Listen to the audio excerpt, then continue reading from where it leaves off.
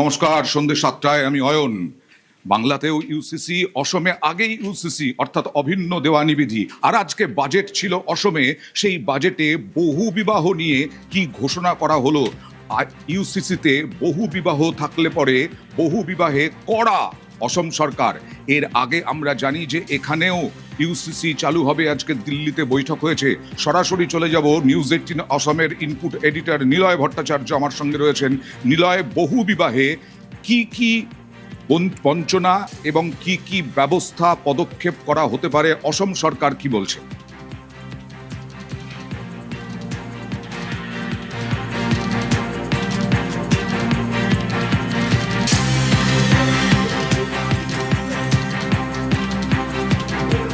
কথা বলার চেষ্টা করব নিলয়ের সঙ্গে। নিলয়, কথা বলবো কারণ আজকে বাজেট হয়েছে। সেই বাজেটে ইউসিসিতে আরো কড়া হেমন্ত বিশ্ব শর্মার সরকার।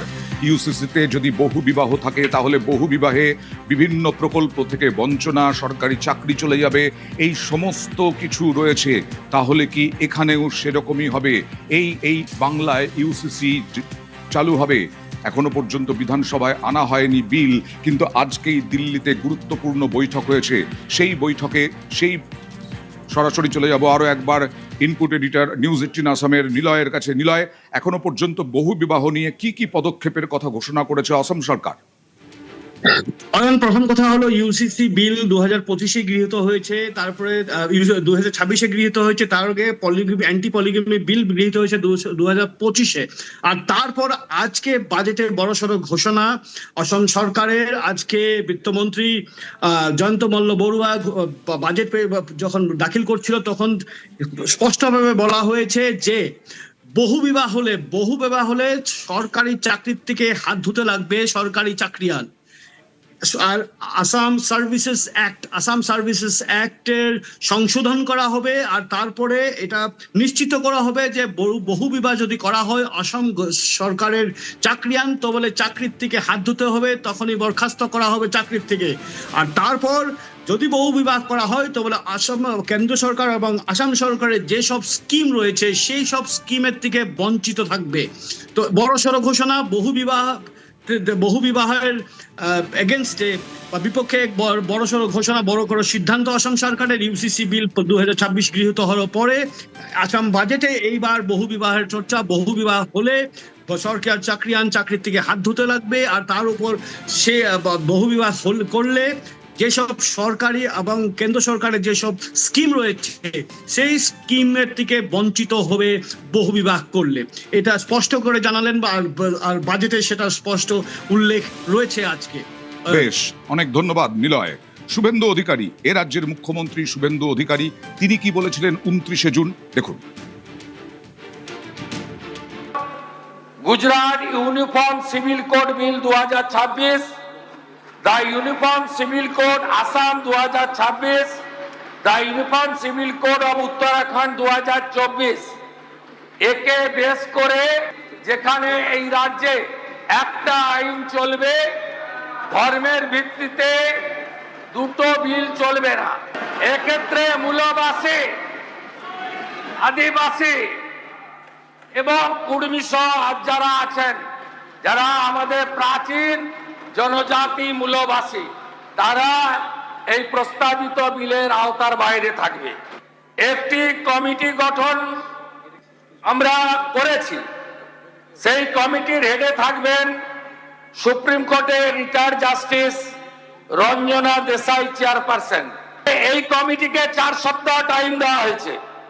ক্রান্তির মাস আগস্ট মাসে এই কমিটির সুপারিশ গ্রহণ করে আমরা ইউনিফর্ম সিভিল কোড বিল আনবো এবং ইউসিসি পশ্চিমবঙ্গে কার্যকর হবে।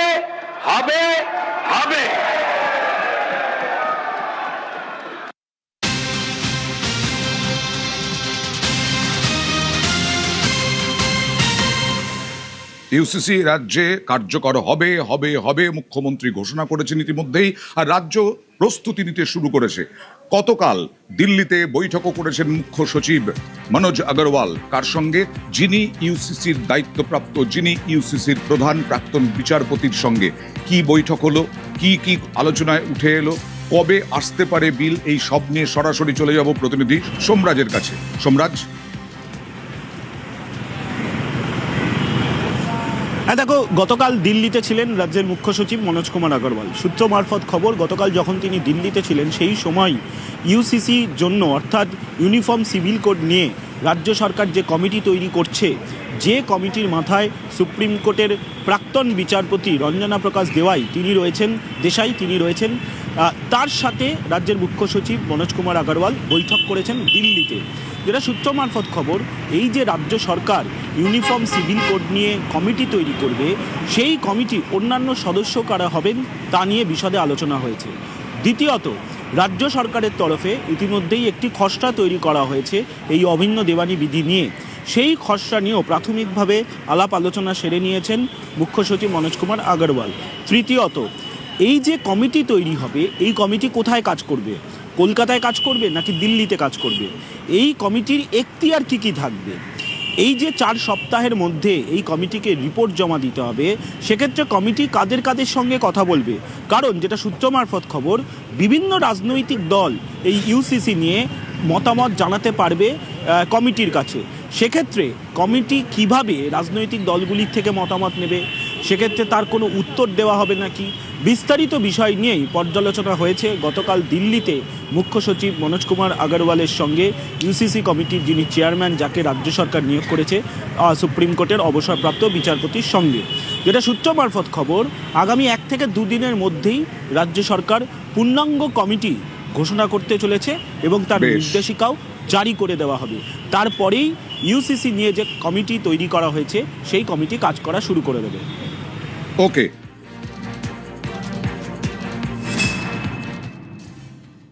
ডক্টর শ্যামাপ্রসাদ মুখার্জি তিনি সব সময় বলে এসেছেন, এক দেশ এক প্রধান, এক বিধান, এক নিশান। ইউসিসি পশ্চিমবঙ্গে কার্যকর হবে হবে হবে।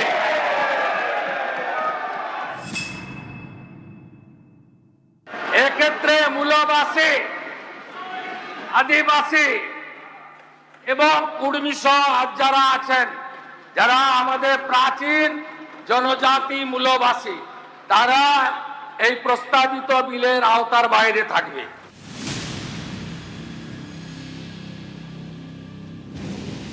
ইউসিসি অভিন্ন দেওয়ানি বিধি, যার অর্থ দেশ জুড়ে সবার জন্য একটাই আইন।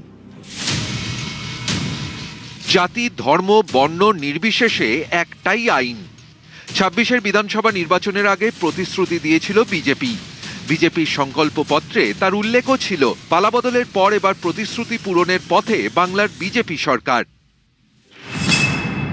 অভিন্ন দেওয়ানি বিধি বা ইউনিফর্ম সিভিল কোড চালু হলে ধর্ম, জাতি নির্বিশেষে গোটা দেশে একটাই আইন থাকবে। একটাই আইন মেনে বিয়ে, ডিভোর্স, দত্তক এবং সম্পত্তির উত্তরাধিকার। বর্তমানে আলাদা আলাদা ধর্মের জন্য আলাদা আলাদা আইন রয়েছে দেশে। যেমন 1955 সালে তৈরি হিন্দু ম্যারেজ অ্যাক্ট, 1956 সালে তৈরি হিন্দু উত্তরাধিকারী অ্যাক্ট, 1937 সালে তৈরি মুসলিম পার্সোনাল ল। ইউসিসি চালু হলে এই 3টি আইনই অকেজো হয়ে যাবে। থেকে বড় আপত্তির জায়গা হচ্ছে বিয়ে। হিন্দু ম্যারেজ অ্যাক্ট বা হিন্দুদের যে বিয়ের আইন আছে, সেই আইন অনুযায়ী 18 বছর তার নিচে বিয়ে করলে সেটা শাস্তিযোগ্য অপরাধ। বিয়ের ন্যূনতম বয়স হচ্ছে 18। কিন্তু মুসলিম পার্সোনাল ল এর ক্ষেত্রে 18 বছরের অনেক কম বয়সে, মানে 15 বছর বয়সেই বিয়ে করা যায়। একই দেশ কিন্তু 2 রকমের আইন। কতগুলো বিয়ে করা যায় সেক্ষেত্রে? কেন্দ্রীয় স্বরাষ্ট্রমন্ত্রী অমিত শাহ জানিয়ে বারবার বলেছেন যে কেন একটি বিশেষ ধর্মের 4 বার বিয়ে করার অধিকার থাকবে। তো সেটা মুসলিম পার্সোনাল লর ক্ষেত্রে বলা হয়েছে যে কেউ চাইলে সর্বাধিক 4টি বিয়ে করতে পারে, যেটা অবভিয়াসলি হিন্দু ম্যারেজ অ্যাক্টে সেরকম কোনো সংস্থা নেই। তো বিজেপির আপত্তির এটাও আরেকটা জায়গা যে কেন এই আলাদা আলাদা ব্যবস্থা আলাদা আলাদা ধর্মের জন্য থাকবে। এই বিরোধের জায়গাগুলোকে সামনে রেখেই বারবার বিজেপির তরফে বলা হচ্ছে যে এরকম এক একটি ধর্মের জন্য এক একটি রকমের আইন রাখা যায় না। যেটা হবে সেটা হচ্ছে যে এক দেশ, এক নিশান, এক বিধান, এক সংবিধান। দেশ জুড়ে এক আইনের কথা ভারতের সংবিধানেও বলা আছে। ভারতীয় সংবিধানের আর্টিকেল 44 নির্দেশমূলক নীতি, গোটা দেশে একটাই আইন। বাংলার ভোটের প্রচারে এসে নরেন্দ্র মোদী অমিত শাহরা স্পষ্ট করে দিয়েছিলেন রাজ্যে বিজেপি ক্ষমতায় এলেই চালু হবে অভিন্ন দেওয়ানি বিধি। कमल फूल की सरकार बनते ही हम यूसीसी लाएंगे, पूरे बंगाल में किसी को 4 शादी करने की परमिशन नहीं होगी। বিজেপির সংকল্পপত্রে যে 15টি প্রতিশ্রুতি ছিল তার মধ্যে অন্যতম ইউসিসি। ক্ষমতা বদলের পর এবার প্রতিশ্রুতি পূরণ। डॉक्टर श्यामा प्रसाद मुखर्जी से स्लोगान एक देश एक प्रधान एक विधान एक निशान, मोदी जी तो 370-35 রে হাঁটিয়ে করে দিয়েছে। পশ্চিমবঙ্গেও আগামী দিনে আপনাদের সরকার ইউনিফর্ম সিভিল কোড ইউসিসি আনবে। ভরসা রাখবেন, ল্যান্ড জিহাদ, লাভ জিহাদ আর বলপূর্বক ধর্ম পরিবর্তন করার বিরুদ্ধে কঠোর এবং কঠিন আইন এই সরকার আনবে। ইউসিসিতে একটা জিনিস সব থেকে বড় ইম্পর্টেন্ট, এটা কোনো ধর্মীয় ব্যাপার না, এটা একটা মডার্ন একটা আইন যেটা জেন্ডার ইকুইটি মানে মহিলাদের অধিকারটা সুরক্ষিত রাখতে পারে, সেটা নিয়েই আমরা চিন্তিত এবং সব দিক থেকে একটা ফেয়ারনেস, সেটাই এই হচ্ছে প্রিন্সিপাল। হিডেন এজেন্ডা তো বিজেপির নয়, প্রত্যেকটা কর্মী একদম হাতে করেই হয়তো আমাদের পার্টিতে ছোটবেলা থেকে তখন থেকেই ওটা জানে। হবেই, সময়ের অপেক্ষা। এক দেশ এক আইনে শ্যামাপ্রসাদ মুখার্জি শিখিয়ে গেছেন, ওটাই হবে। দীর্ঘদিন ধরে 3টি ইস্যুকে সামনে রেখে দেশে রাজনৈতিক লড়াই করছে ভারতীয় জনতা পার্টি। 370, রাম মন্দির, অভিন্ন দেওয়ানি বিধি। কাশ্মীর থেকে 370 ধারা প্রত্যাহার হয়ে গিয়েছে। 24-এর লোকসভা ভোটের আগে দরজা খুলেছে রাম মন্দিরের। এবার অভিন্ন দেওয়ানি বিধি। ইতিমধ্যেই 3টি বিজেপি শাসিত রাজ্যে ইউসিসি চালু হয়ে গিয়েছে। উত্তরাখণ্ড, গুজরাট, অসম। মধ্যপ্রদেশে ইউসিসির খসড়া তৈরির জন্য কমিটি গঠন হয়ে গিয়েছে। ইউসিসির দাবি জোরালো হচ্ছে মহারাষ্ট্রে। এবার বাংলা। নিউজ 18 বাংলা।